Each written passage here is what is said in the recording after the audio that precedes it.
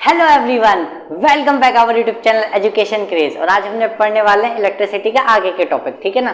तो देखो, इलेक्ट्रिसिटी के आगे के टॉपिक की मैं बात करूं तो अब आने वाला है सीरीज कॉम्बिनेशन पढ़ेंगे। रेजिस्टेंस जो होते हैं सीरीज के अंदर कैसे कनेक्टेड रहते हैं, ठीक है ना।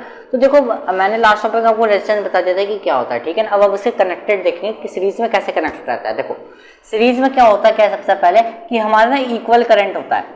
करंट जो होगा सब में सेम होगा, ऐसे नहीं कि इसमें अगर एक में ज्यादा 5 तो दूसरे में ज्यादा 10, सब में सेम रहेगा। अगर 5 ज्यादा तो 5 ही रहेगा पूरे सीरीज में, ठीक है ना।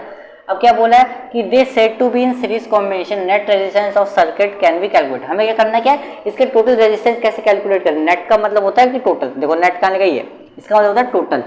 अगर टोटल रेजिस्टेंस कैसे कैलकुलेट करेंगे सर्किट के अंदर, वो हम सीखने वाले हैं, ठीक है ना। देखो ये आ गया हमारा पूरा सर्किट, सीरीज सर्किट। देखो ऐसा है ना, आपको पता होगा भी करंट, अगर आपने मेरा पहला लेक्चर अगर आपने अटेंड किया होगा, अगर आपने नहीं देखा होगा तो वो सजेशन में आ रहा होगा और उसका लिंक डिस्क्रिप्शन में होगा, तो वहां से आप जाके देख सकते हो, ठीक है ना। तो अगर आपने वो लेक्चर देखा होगा तो आपको पता होगा कि जो करंट होता है पॉजिटिव टर्मिनल से नेगेटिव टर्मिनल की ओर जाता है, ठीक है, सबको पता है, ठीक है।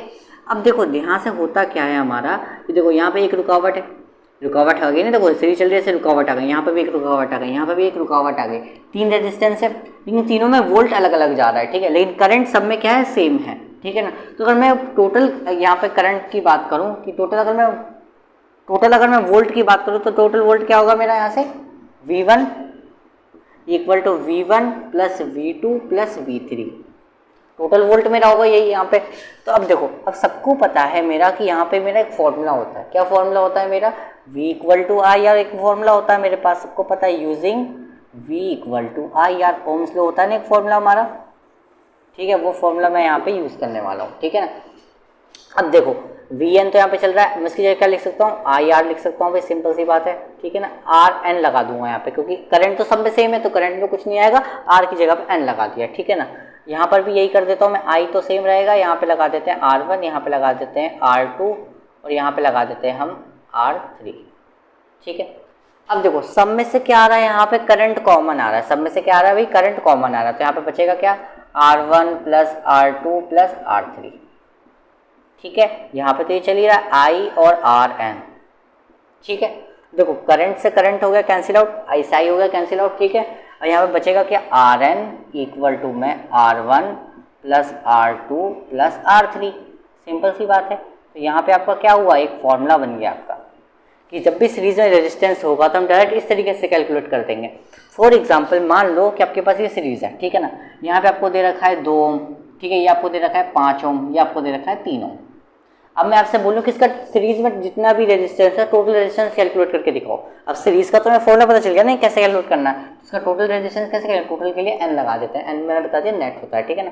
तो टोटल रेजिस्टेंस कैसे कैलकुलेट करेंगे भाई, R1 plus R2 plus R3, ठीक है ना। R1 की वैल्यू कितनी है, 2 ओम है, क्योंकि रेजिस्टेंस की यूनिट ओम होती है, पता है ना आपको। 5 ओम, ये हो गया आपका 3 ओम, सबको टोटल कर दो, कितना आ जाएगा भाई, 5 7 प्लस 3 कितना आ जाएगा 10, तो 10 ओम आ जाएगा भाई। तो टोटल रेजिस्टेंस कितना आ गया, 10 ओम आ गया। तो सीरीज में हम डायरेक्ट प्लस कर देंगे क्योंकि हमारे पास ये क्या हो गया, फॉर्मूला पता चल गया टोटल रेजिस्टेंस का, ठीक है ना। अब हमारा नेक्स्ट टॉपिक क्या है, पैरेलल कॉम्बिनेशन, की पैरेलल में रेजिस्टेंस कैसा होता है, ठीक है। तो वो टॉपिक पे मूव ऑन करते हैं, चलिए देखते हैं हमारा पैरेलल कॉम्बिनेशन, ठीक है। देखो पैरेलल कॉम्बिनेशन क्या होता है हमारा, इसमें क्या होता है, जो रेजिस्टेंस है ना इसके ना सेम वोल्टेज जा रही है, ठीक है ना, सेम वोल्टेज जा रही है, लेकिन इसमें जो करंट है वो अलग अलग जा रहा है। देखो भले आप देख सकते हो, देखो डायग्राम में, जो करंट यहाँ से गया, यहाँ से गया, यहाँ तक इस पॉइंट पे गया। अब देखो इस पॉइंट पे जाने के बाद एक करंट यहाँ चला गया, एक करंट यहाँ चला गया और एक करंट यहाँ गया, मतलब करंट 3 हिस्सों में बट गया, ठीक है ना। तो इस सिचुएशन में हम रेजिस्टेंस कैसे कैलकुलेट करेंगे, देखो सिंपल सी बात है। देखो पहले हम कैलकुलेट करते हैं करंट, और मैं करंट कैलकुलेट करूँ तो क्या होगा भाई, यहाँ से I1 plus I2 plus I3, सबको पता है भाई टोटल करंट ऐसे कैलकुलेट करेंगे, ठीक है ना। अब यहाँ पे आपको पता होगा, यूजिंग फॉर्मूला कह सकते हैं कि आपको सबको ही फॉर्मूला पता होगा कि I equal to V by R होता है, सिंपल सी बात है। V equal to I R होता है, यहाँ से मैंने I की वैल्यू निकाली तो क्या हो गया, V अपॉन आर हो गया, ठीक है। तो मैं I की जगह पर क्या रख दूंगा, V अपॉन आर रख दूंगा, सिंपल सी बात पता है भाई, ठीक है। तो V अपॉन आर रख देते हैं भाई, सबको पता है वोल्टेज तो सेम है तो रेजिस्टेंस की जगह पे एन लगा देते हैं, ठीक है। यहाँ पे क्या हो जाएगा, V अपॉन R1, क्योंकि वोल्टेज तो सेम है सब में, यहाँ पे V अपॉन R2, यहाँ पे हो जाएगा V अपॉन R3, ठीक है।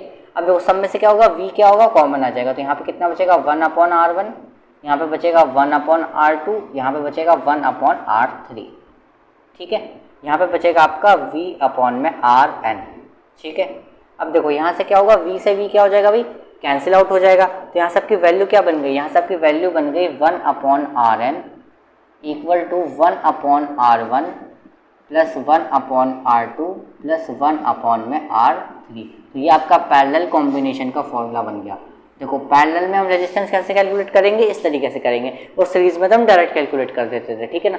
फिर एक एग्जांपल भी देख लेते हैं इसका। देखो अगर मान लो यहाँ पे मेरे को दिया होता है उसी की तरह, पिछले वाले क्वेश्चन की तरह कि 2 ओम है, ये आपके पास 5 ओम है, ये आपके पास 3 ओम है। कैसे कैलकुलेट करेंगे? पैरेलल कॉम्बिनेशन में देखो हमेशा रेजिस्टेंस कम आता है, पैरेलल कॉम्बिनेशन में रेजिस्टेंस हमेशा सीरीज के मुकाबले कम ही आएगा। देखना अब देखो यहाँ पे रेजिस्टेंस कैसे कैलकुलेट करेंगे, फॉर्मूला पता है भाई, यहाँ वैल्यू डालो, ठीक है। 1/Rn तो चल ही रहा है यहाँ पे, ठीक है। R1 की वैल्यू कितनी है यहाँ पे, 2 ओम है, ठीक है, 2 ओम, ठीक है। इसकी जगह पर कितना भाई, R2 कितना है, 5 ओम है, और R3 कितना है यहाँ पे, 3 ओम है, ठीक है। एलसीएम ले लेंगे भाई, एलसीएम लेंगे तो क्या आएगा, एलसीएम लेंगे तो 30 आ जाएगा। सबको पता है एलसीएम कितना आ जाएगा यहाँ पे, 30 आ जाएगा, ऊपर ही कर लेते हैं, कोई दिक्कत नहीं है। 30 एलसीएम आ गया, तो यहाँ पे इसको इससे डिवाइड करेंगे कितना आएगा, 15 आ जाएगा। इसको इससे डिवाइड करेंगे कितना आ जाएगा, 6 आ जाएगा, ठीक है। इसको इससे डिवाइड करेंगे कितना आ जाएगा, 10 आ जाएगा, ठीक है। टोटल रेजिस्टेंस आपका आ जाएगा यहाँ से कितना आ जाएगा, 1/Rn चल रहा है, कितना आ जाएगा ये 15 + 6 कितना हो गया, 21 में 10 प्लस करेंगे कितना आ गया, 31। तो 31/30 आ गया। तो टोटल रेजिस्टेंस कैसे कैलकुलेट करेंगे भाई, इसका उल्टा कर दो, कितना आ जाएगा, तो 30/31 ये आ गया आपका टोटल रेजिस्टेंस, ठीक है ना। क्योंकि हमें Rn चाहिए होता है ना, ये 1 में होता है, तो उसको रेसिप्रोकल कर देते थे, जो भी वैल्यू होगी उसकी उल्टे कर देंगे तो ये आ जाएगा, ठीक है। इस तरीके से हम कैलकुलेट करेंगे, सिंपल है, वैल्यू डालना है और फिर तो ये फ्रैक्शन वाला नॉर्मल कैलकुलेशन। अगर आपको ऐसी वीडियो चाहिए कि इसको कैसे सॉल्व करते हैं, तो आपको सिंपल मैथमेटिक्स वाली क्लास में आना पड़ेगा, जो कि मैंने बना रहा हूँ, उसमें मैंने ऑलमोस्ट बोर्ड मास आपको सिखा दिया। अगर आपने वो भी नहीं देखा होगा तो देखो डिस्क्रिप्शन में लिंक होगा उसका, वहाँ सजेशन में भी आ रहा होगा, ठीक है ना, तो आप देख सकते हो वहाँ से, ठीक है। ठीक है, अब पैरेलल कॉम्बिनेशन आपका समझ में आ गया, सीरीज कॉम्बिनेशन आ गया, इससे बाहर तो इसमें कुछ है नहीं, ठीक है। अब हमारा नेक्स्ट टॉपिक में हम क्या करने वाले हैं, हाउस होल्ड वायर्स के बारे में पढ़ेंगे, हाउस होल्ड में हमारी कैसे कनेक्शन होती है, ठीक है। तो मिलते हैं तब तक के लिए, थैंक यू। मिलते हैं नेक्स्ट वीडियो में, तब तक के लिए थैंक यू।